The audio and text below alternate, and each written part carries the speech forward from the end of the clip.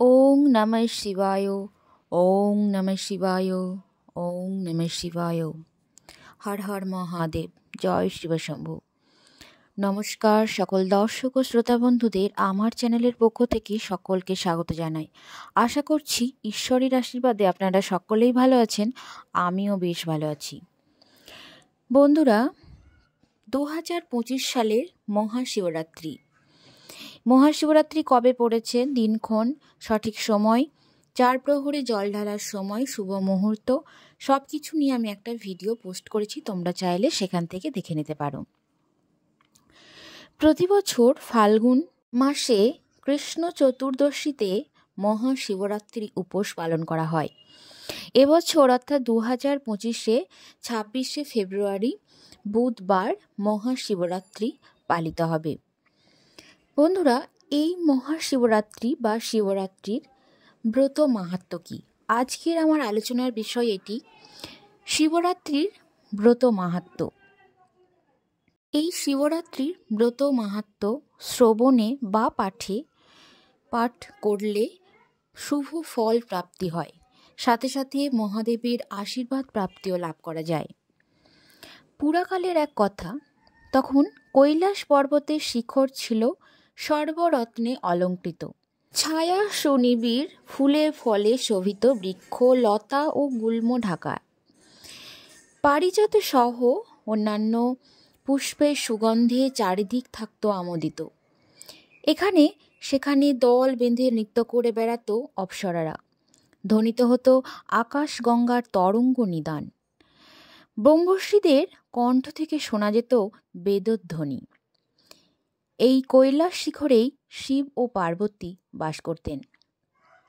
গন্ধর্ব, সিন্ধ, চারণ প্রভৃতি তাদের সেবা করত। পরম সুখে ছিলেন শিব পার্বতী। একদা পার্বতী শিবকে প্রশ্ন করলেন, ভগবান, আপনি ধর্ম, কর্ম, অর্থ, কাম, মোক্ষদাতা, আপনি কোন ব্রত বা তপস্যায় সন্তুষ্ট হন? দেবী পার্বতীর কথা শুনে শিব বললেন, দেবী, ফাল্গুন মাসের কৃষ্ণপক্ষের চতুর্দশী তিথির রাত্রিকে শিবরাত্রি বলা হয়। এই রাত্রিতে উপবাস করলে আমি অত্যন্ত সন্তুষ্ট হয়। স্নান, বস্ত্র, ধূপ, পুষ্প ও অর্চনায় আমি যতটুকু সন্তুষ্ট হয় তার চেয়ে বেশি সন্তুষ্ট হয় শিবরাত্রির উপসে। তিনি আরও বললেন, ব্রত পালনকারী ত্রয়োদশীতে স্নান করে সংযম পালন করবে, অর্থাৎ সেই দিন নিরামিষ ভোজন করবে। বিছানায় শয়ন করবে না, ভূমিতে শয়ন করতে হবে, আর সাথে সাথে আমার অর্থাৎ ভগবান শিবের নাম স্মরণ করতে হবে। রাত্রি শেষ হলে শয্যা ত্যাগ করে প্রাতঃক্রিয়াদি করবে, অন্যান্য আবশ্যক কার্যাদি করবে। সন্ধ্যায় যথাবিধি পূজাদি করে বিল্বপত্র সংগ্রহ করবে, তারপরে নিত্যক্রিয়াদি করবে। আর তারপর যজ্ঞবেদিতে সরোবরে প্রতীকে বা প্রতিমায় বিল্বপত্র দিয়ে আমার পূজা করবে। একটি বিল্বপত্র দ্বারা পূজা করলে আমার যে প্রীতি জন্মে, সকল প্রকার পুষ্প একত্র করে কিংবা মণিমুক্তা, প্রবাল বা স্বর্ণনির্মিত পুষ্প দিয়ে আমার পূজা করলেও আমার তার সমান প্রীতি জন্মে না।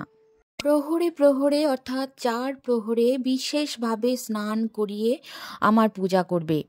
পুষ্প, গন্ধ, ধূপাদি দ্বারা যথোচিত অর্চনা করবে। প্রথম প্রবাহে দুগ্ধ, দ্বিতীয় প্রহরে দধি, তৃতীয় প্রহরে ঘৃত এবং চতুর্থ প্রহরে মধু দিয়ে আমাকে স্নান করাবে এবং পূজা করবে। এছাড়া যথাশক্তি নৃত্যাগীতাদি দ্বারা আমার প্রীতি সম্পাদন করবে। হে দেবী, এই হলো আমার প্রীতিকর ব্রত। এই ব্রত করলে তপস্যা ও যজ্ঞের পূর্ণ লাভ হয় এবং 16 কলায় দক্ষতা জন্মে। এই ব্রতের প্রভাবে সিদ্ধি লাভ হয়। অভিলাষী ব্যক্তি সপ্তদ্বীপা পৃথিবীর অধীশ্বর হয়। শিব পার্বতীকে আরও বলেন, এবার শিব চতুর্দশী তিথির মাহাত্ম্য বলছি, শোনো।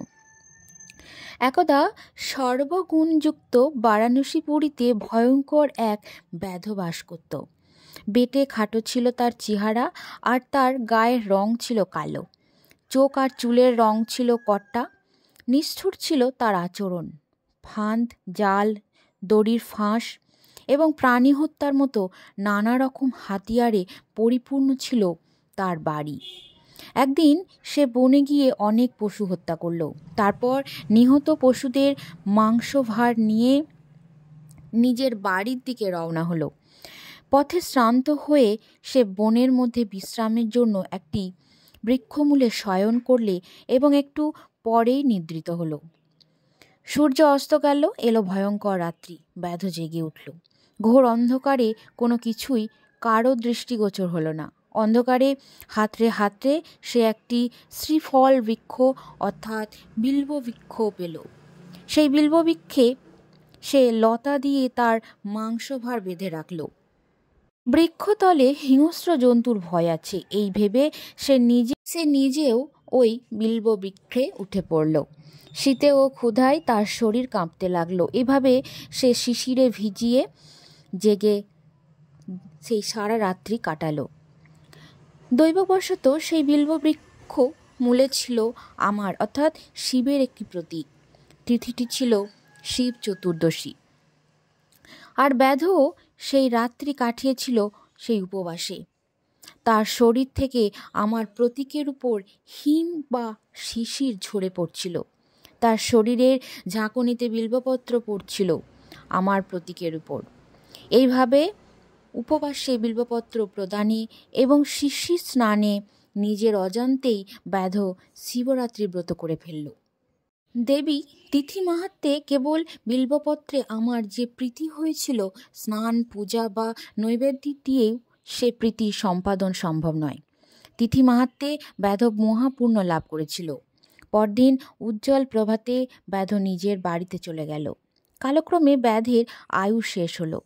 যমদূত তার আত্মাকে নিতে এসে তাকে যথারীতি যমপাশে বেঁধে ফেলতে উদ্যত হলো। অন্যদিকে আমার প্রেরিত দূত ব্যাধকে শিবলোকে নিয়ে এলো। আর আমার দূতের দ্বারা আহত হয়ে যমদূত যমরাজকে নিয়ে আবার পুর দ্বারে উপস্থিত হলো। দ্বারে শিবের অনুচর নন্দীকে দেখে যম তাকে সব ঘটনা বললেন। এই ব্যাধ সারা জীবন ধরে কুকর্ম করেছে, জানালেন যম। তার কথা শুনে নন্দী বললেন, ধর্মরাজ, এতে কোনো সন্দেহ নেই যে ওই ব্যাধ দুরাত্মা। সে সারা জীবন অবশ্যই পাপ করেছে, কিন্তু শিবরাত্রি ব্রতের মাহাত্ম্যে সে পাপ মুক্ত হয়েছে এবং সর্বেশ্বর শিবের কৃপা লাভ করে শিবলোকে এসেছে। নন্দীর কথা শুনে বিস্মিত হলেন ধর্মরাজ। তিনি শিবের মাহাত্ম্যর কথা ভাবতে ভাবতে যমপুরীতে চলে গেল। শিব পার্বতীকে আবারও বললেন, এই হলো শিবরাত্রির ব্রতের মাহাত্ম্য। শিবের কথা শুনে শিবজয়া হিমালয়া কন্যা পার্বতী বিস্মিত হলেন। তিথি শিবরাত্রি ব্রতের মাহাত্ম্য নিকটজনের কাছে বর্ণনা করলেন। তারা আবার তা ভক্তি ভরে জানালেন পৃথিবীর বিভিন্ন রাজাকে। এইভাবে শিবরাত্রি ব্রত পৃথিবীতে প্রচলিত হলো। আর তারপর থেকেই এই শিবরাত্রি ব্রত চারিদিকে ছড়িয়ে পড়ল। বন্ধুরা, এই ছিল মহাশিবরাত্রির ব্রত কথার মাহাত্ম্য। আশা করছি বন্ধুরা আপনাদের উপকৃত করতে পেরেছি। বন্ধুরা, ভালো লাগলে বন্ধুদের সাথে ভিডিওটি শেয়ার করে নেবেন। ভালো থাকবেন সকলেই। আজকে ভিডিওটি এখানেই সমাপ্ত করছি। আবারও দেখা হচ্ছে আপনাদের সাথে পরবর্তী ভিডিও নিয়ে। বন্ধুরা, আপনারা যদি এই চ্যানেলে নতুন হয়ে থাকেন তাহলে বলবো অবশ্যই চ্যানেলটি সাবস্ক্রাইব করে পাশে থাকার জন্য। এরকম আরও নতুন নতুন ভিডিও আপনাদের সামনে প্রথমেই গিয়ে পৌঁছে যাবে, আর তার জন্য কিন্তু আপনাদের অবশ্যই বেল বাটনটি প্রেস করতে হবে। তো চলো বন্ধুরা, আজকের মতো এখানেই সমাপ্ত করলাম। ভালো থেকো সবাই, পরিবারের খেয়াল রেখো। হর হর মহাদেব, জয় শিবশম্ভু।